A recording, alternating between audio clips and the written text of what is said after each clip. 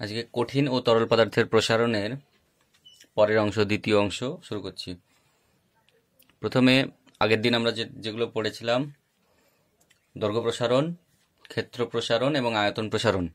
দৈর্ঘ্য প্রসারণের ক্ষেত্রে ফর্মুলা হয়েছিল L2 আলফা সমান হচ্ছে L2 - L1 বা L1 × T2 - T1। তেমনি বিটার ক্ষেত্রে হয়েছিল S2 - S1, আলফার ক্ষেত্রে এরকম হয়েছিল L2 - L1 by L1 × T2 - T1।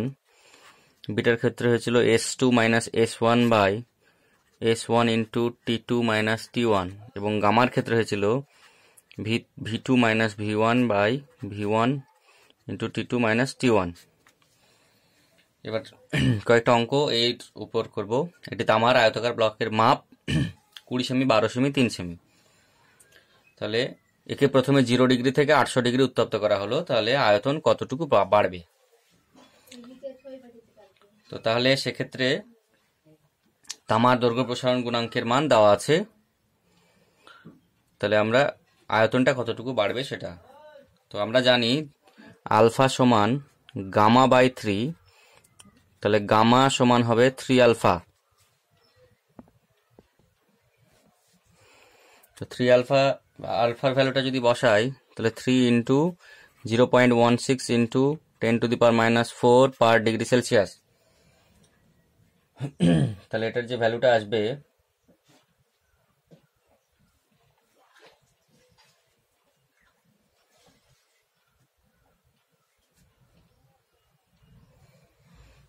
সেটা এটা। আচ্ছা, গামার ভ্যালু পেলাম। এবার গামা সমান যে ফর্মুলাটা আমরা জানি V2 - V1 by V1 × T2 - T1। এই V2 - V1টা মানে হচ্ছে আয়তন বৃদ্ধি। তাহলে আয়তন বৃদ্ধির যে মানটা দাঁড়াবে সমান হচ্ছে গামা V1 T2 - T1। এবার V1 মানে হচ্ছে আয়তন। তো প্রথমে আয়তকার ব্লকটার যে মাপ 20, দৈর্ঘ্য 20 সেমি, প্রস্থ 12 সেমি এবং উচ্চতা 3 সেমি। তাহলে গামার ভ্যালুটা আগে বসিয়ে দিই। গামার ভ্যালু হচ্ছে 3 × 0.16 × 10⁻⁴ ইন্টু V1 এর মান, এগুলো যদি গুণ করি টোটাল দৈর্ঘ্য × প্রস্থ × উচ্চতা আয়তনের মান হবে। তাহলে 12 × 20 × 3 ইন্টু উষ্ণতা বৃদ্ধি 0 থেকে 800 করা হচ্ছে, তাহলে 0 to 800 মানে 800 ডিগ্রি। তাহলে এইগুলো যদি আমরা মাল্টিপ্লাই করি, তাহলে যেটা পাবো সেটা হচ্ছে 727.65 সেমি কিউব। যেহেতু এখানে সব সেমির ভ্যালুগুলো আছে, এই আয়তনের মানটা সেমি কিউব হবে। আর এখানে ডিগ্রি সেলসিয়াস, এখানে পার ডিগ্রি সেলসিয়াস নিচে আছে, কেটে যাবে। আচ্ছা, পরের অঙ্কটা দেখো। 0 ডিগ্রি সেলসিয়াস উষ্ণতায় সীসার একটি বুলেটের আয়তন এত, 98 ডিগ্রি সেলসিয়াস উষ্ণতায় এর আয়তন এত হলে দৈর্ঘ্য প্রসারণ গুণাঙ্ক। তাহলে আয়তনের মান দিয়ে তো আমরা সবসময় পাবো আয়তন প্রসারণ গুণাঙ্ক, কিন্তু সেখান থেকে পরে প্রথমে আয়তন প্রসারণ গুণাঙ্ক বের করে নিয়ে পরে দৈর্ঘ্য প্রসারণ গুণাঙ্কটাকে বের করব। তাহলে গামা সমান হচ্ছে V2 - V1 by V1 × T2 - T1। V2 হচ্ছে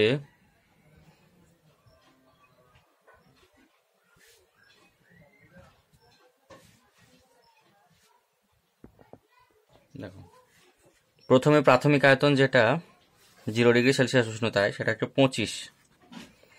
এরপরে 98 ডিগ্রি সেলসিয়াস উষ্ণতায় নিয়ে গেলে আয়তনটা 0.012 সেমি কিউব বাড়ছে। তাহলে উপরেরটা আয়তন বৃদ্ধি, এটা 0.021।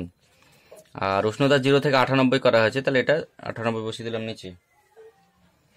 তাহলে এর ভ্যালুটা যেটা দাঁড়াবে সেটা আসছে 8.57 × 10⁻⁻6 পার ডিগ্রি সেলসিয়াস। এটা গামার মান পেয়ে গেলাম। তাহলে আলফা সমান আমরা জানি গামা বাই 3, সুতরাং 8.57 × 10⁻⁻6 বাই 3, যেটার মান আসবে 2.86 × 10⁻⁻6 পার ডিগ্রি সেলসিয়াস। তাহলে এ হচ্ছে দ্বিতীয় অঙ্ক। আমরা উষ্ণতার পরিবর্তনের সঙ্গে সঙ্গে কঠিন পদার্থের দৈর্ঘ্য, ক্ষেত্রফল, আয়তন প্রসারণটা দেখেছি। এবার উষ্ণতার পরিবর্তনের সঙ্গে সঙ্গে কঠিন পদার্থের ঘনত্ব কেমনভাবে পরিবর্তিত হয় সেটা দেখব। তো ঘনত্ব সমান আমরা জানি ভর বাই আয়তন। এখন ধরে নিচ্ছি যে কোনো একটা নির্দিষ্ট পরিমাণ কঠিন পদার্থ নিলাম, তার ভর হচ্ছে m। এখন T1 ডিগ্রি সেলসিয়াস উষ্ণতায় ওর আয়তন হচ্ছে V1 এবং ঘনত্ব হচ্ছে D1। তেমনি T2 ডিগ্রি সেলসিয়াস উষ্ণতায় আয়তন হচ্ছে V2 আর ঘনত্ব হচ্ছে D2। এখন আমরা জানি যে ঘনত্ব এবং আয়তনের সম্পর্ক বাস্তানুপাতিক, যেখানে তাপমাত্রা বাড়াচ্ছি T2 গ্রেটার দেন T1, তাপমাত্রা এখানে বাড়ালে আয়তনটা বৃদ্ধি পাবে, অবশ্যই তাপমাত্রা বাড়ালে আয়তন বাড়ে, তেমনি ঘনত্ব এখানে কমবে। এবার সেই মানটা আমরা নির্ণয় করব। তাহলে এখান থেকে আমরা জানি D1 সমান হবে ভর বাই আয়তন, ভর হবে m বাই V1, তেমনি D2 সমান হবে ভর বাই আয়তন m বাই V2। তাহলে এখান থেকে আমরা যদি দুটোকে ভাগ করি, D1 বাই D2 সমান আমরা যেহেতু ব্যস্তানুপাতিক উল্টো হয়ে যাবে V2 বাই V1 পাবো। আচ্ছা, এবার কঠিন পদার্থের যে আয়তন প্রসারণ গুণাঙ্কের যে সংজ্ঞা সেটা আমরা জানি। আয়তন প্রসারণ গুণাঙ্ক যেটা, যে V2 সমান V1 into 1 plus gamma T2 minus T1। এটা কোথা থেকে পেয়েছি? এটা হচ্ছে গামা সমান V2 minus V1 by V1 into T2 minus T1। এখান থেকে পেয়েছি কিভাবে? কোনাকুনি গুণ V2 মাইনাস V1 সমান হচ্ছে gamma V1 into T2 minus T1। তাহলে V2 সমান হবে V1, এই V1টা ওদিকে সরে গেল, plus gamma V1 T2 minus T1। তাহলে V1 যদি কমন নিই 1 plus gamma into T2 minus T1। এটা এখানে আমরা এর আগেও প্রমাণ করে দেখিয়েছি এই জায়গাটা।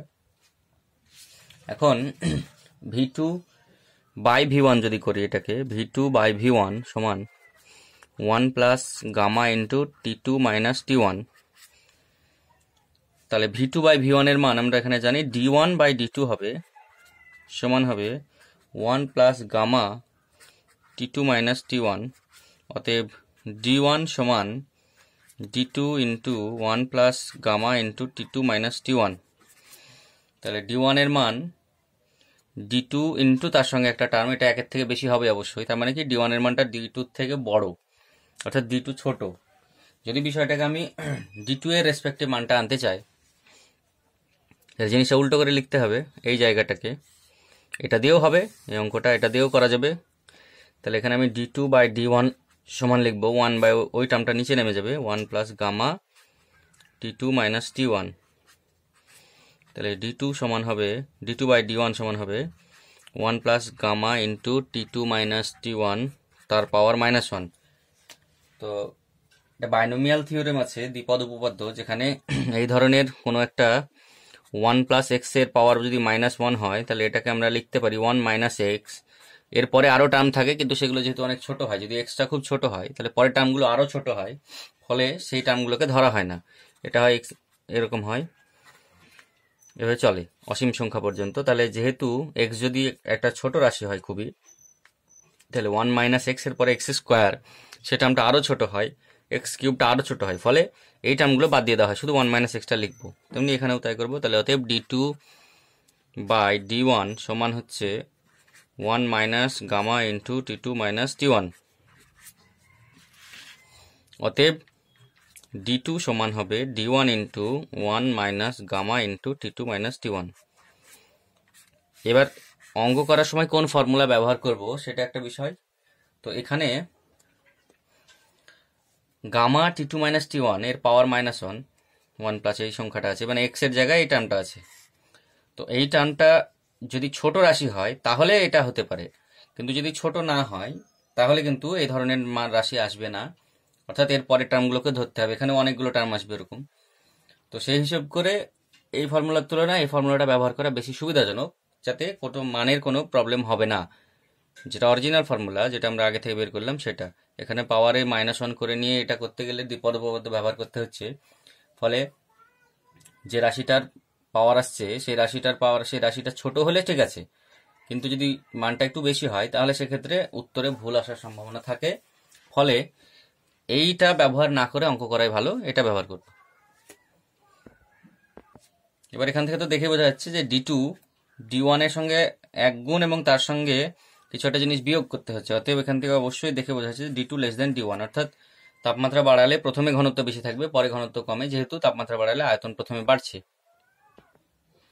হচ্ছে তাপীয় পীড়ন। তো তাপীয় পীড়ন বোঝানোর আগে একটা উদাহরণ দেখাই, যে এটা একটা দণ্ড, এরকম এখানে একটা কাঁটা দেওয়া আছে, দুটো ছিদ্র আছে কাঁটাতে, P2 এবং P1, আর এর মধ্যে দিয়ে ঢুকিয়ে দিলে এই দুটো কাঁটাতে আমরা কোনো একটা পিন লাগিয়ে রেখে দিতে পারি। এখন যদি আমরা P2 তে পিন লাগিয়ে দিই এইখানটায়, এবং পিন লাগিয়ে দিয়ে যদি আমরা তাপ দিতে শুরু করি ওই কাঁটাটাকে, তাহলে দেখা যাবে যে একটা সময় এটা দৈর্ঘ্যে বাড়তে থাকবে, ফলে P2 এর মধ্যে যে পিনটা আমি দিলাম সেই পিনটা ভেঙে যাবে। তাহলে কোনো দণ্ডের উষ্ণতা বাড়ালে আমরা জানি তার দৈর্ঘ্য বাড়ে, উষ্ণতা কমালে তার দৈর্ঘ্য কমে। কিন্তু দণ্ডটির দুপ্রান্ত যদি আমি আটকে দিয়ে তারপরে উষ্ণতার পরিবর্তন করতে থাকি, তাহলে দণ্ডের সংকোচন বা প্রসারণ যেটাই হওয়ার চেষ্টা করে সেটা বাধা পায়।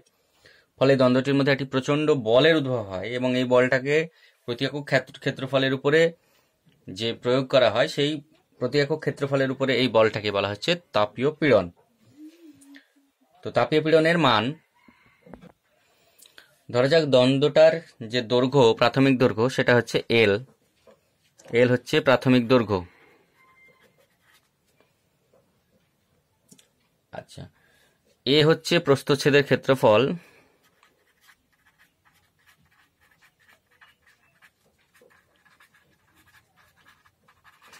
এবং আলফা হচ্ছে দৈর্ঘ্য প্রসারণ গুণাঙ্ক।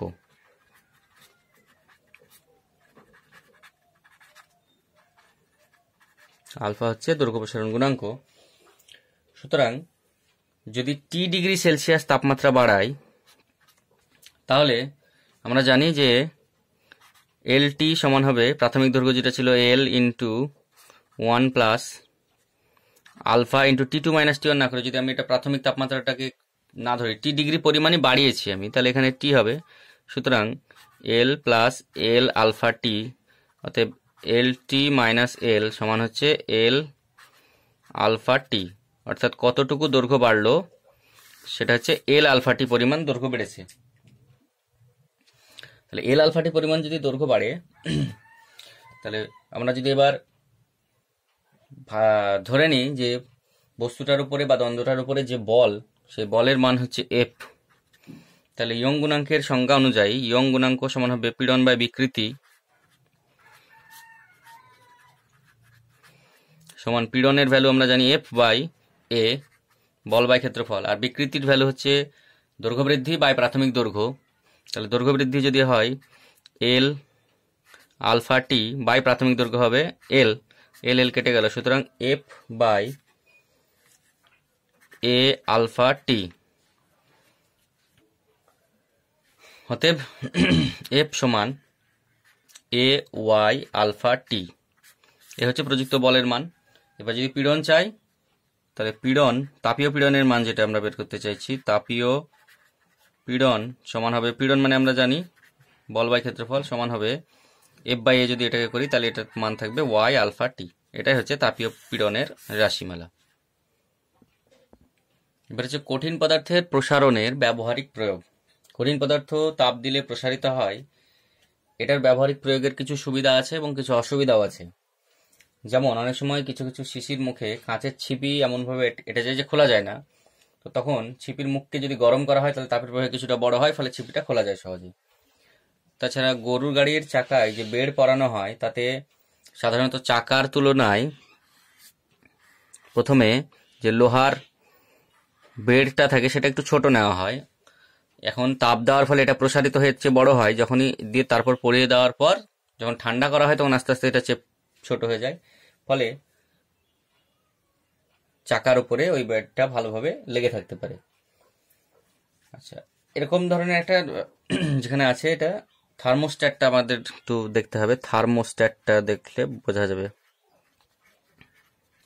থার্মোস্ট্যাট হচ্ছে হিটার ফিটার এই ধরনের যন্ত্রগুলোতে সাধারণত অটো কাট থাকে, অর্থাৎ খুব একটা গরম হয়ে যাওয়ার পরে অটোমেটিক তড়িৎ প্রবাহ ডিসকানেক্ট হয়ে যায়, আবার কিছুক্ষণ পরে ঠান্ডা হয়ে যাওয়ার পরে আবার চালু হয়। এই জিনিসটা কিভাবে হয়, তো এক্ষেত্রে যেটা ব্যবহার করা হয়েছে সেটা হচ্ছে দ্বিধাতব পাত।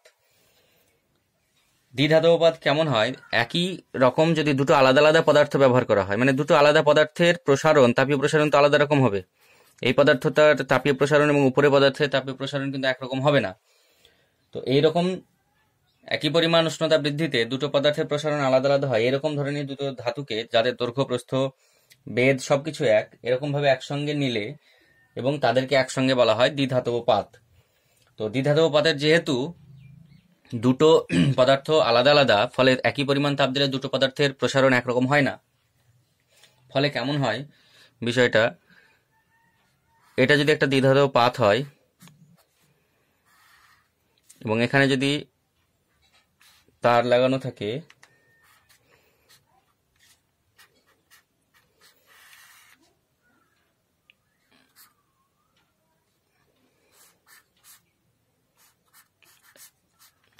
এটা হচ্ছে হিটারের লাগানো থাকে। এখন যখন এটা গরম হতে থাকে এটা দ্বিধাতব পাত্রটা যখন গরম হয়, তখন এক সময় কি হয়, অত্যাধিক গরম হয়ে যাওয়ার পরে একটা কি হবে, এই জায়গাটা এভাবে বেঁকে যাবে এরকম ভাবে, কারণ একটার তাপীয় প্রসারণ আর একটার চেয়ে বেশি, ফলে কিছুটা বেঁকে যাবে। ফলে এই জায়গাটায় কানেকশনটা, এই জায়গার যে কানেকশনটা, সেই জায়গাটা ডিসকানেক্ট হয়ে যাবে, ফলে তড়িৎ প্রবাহ আর হবে না। আবার আস্তে আস্তে যখন তড়িৎ প্রবাহ বন্ধ হয়ে যাবে, মানে এটা আবার ঠান্ডা হতে শুরু করবে, ঠান্ডা হতে হতে যখন আবার পুরোপুরি সোজা হয়ে যাবে, তখন আবার এখানে কানেকশনটা হয়ে যাবে, তখন আবার তড়িৎ প্রবাহ হবে। এইভাবে চলে থার্মোস্ট্যাটের। এছাড়া এর অগ্নি নির্বাপক যন্ত্র বা অগ্নিসংকেত যন্ত্র, তাপমাত্রার পরিমাণ মাপার ক্ষেত্রেও এই তাপীয় প্রসারণের ব্যবহারিক প্রয়োগটা ব্যবহার করা হয়। কিছু অসুবিধাও আছে, যেমন রেল লাইনের মাঝে যে ফাঁক রাখা হয়, এখন ওই সমস্ত ফাঁকা জায়গার মধ্যে ট্রাম লাইনের ক্ষেত্রে দেখা যায় যে মাটির ভিতরে গ্রানাইট, পাথর এবং কংক্রিট দিয়ে ঘিরে রাখা হয়, এবং সূর্যকিরণের এবং ট্রাম চলার সময় রেল এবং চাকার ঘর্ষণের ফলে রেলগুলিতে উৎপন্ন গ্রানাইট যে পাথর এবং কংক্রিটের মধ্যে দিয়ে মাটিতে চলে যায়, ফলে লাইনগুলো বেশি উত্তপ্ত হওয়ার সুযোগ পায় না, তাই লাইনগুলো বেঁকে যায় না। অর্থাৎ রেল লাইনের মাঝে অনেক সময় পাথর ঢুকে গেলে সেই জায়গাগুলোতে তাপীয় প্রসারণের ফলে বড় হওয়ার সময় অনেক সময় বেঁকে যেতে পারে, সেই ক্ষেত্রে সমস্যা আছে কিছু। এছাড়া কিছু কিছু ব্রিজের ক্ষেত্রে হয়, রোলারের ওপর রাখা হয় কিছু কিছু ব্রিজকে, এভাবে লোহার কিছু ব্রিজ রাখা থাকে। তো দুই দিকে এভাবে যার উপর ব্রিজটা দাঁড়িয়ে থাকে, এখন যদি সরাসরি লোহার ব্রিজটাই রাখা হতো দুই পাশে, তাহলে একটা ব্রিজ প্রসারিত হতো, ফলে একদিকের গাঁথনি ভেঙে যাওয়ার সম্ভাবনা থাকতো। তো এই কারণে একদিকটাকে ফিক্সড করে দিয়ে আর একদিকে লোহার যে ব্রিজের চাতাল আছে তার নিচে চাকা দিয়ে দেওয়া হয় লোহার, ফলে সেটা কিছুটা সামনে পিছনে আগে পিছে হতে পারে, ফলে এই গাঁথনিটার ভেঙে যাওয়ার সুযোগটা অনেকটা কমে যায়। তো এই ক্ষেত্রে কিছু অসুবিধা আছে, যে এগুলো সরাসরি প্রসারিত হয় বলে গাঁথনি বা ব্রিজ ভেঙে যাওয়ার সম্ভাবনাটা থাকতে পারে। তো এরকম অনেকগুলোই আছে, তোমরা উদাহরণগুলো দেখে নিবা। তো আজকে আমি কঠিন পদার্থের প্রসারণটা পড়ালাম, পরের দিন তরল পদার্থের প্রসারণ পড়াবো তোমাদের।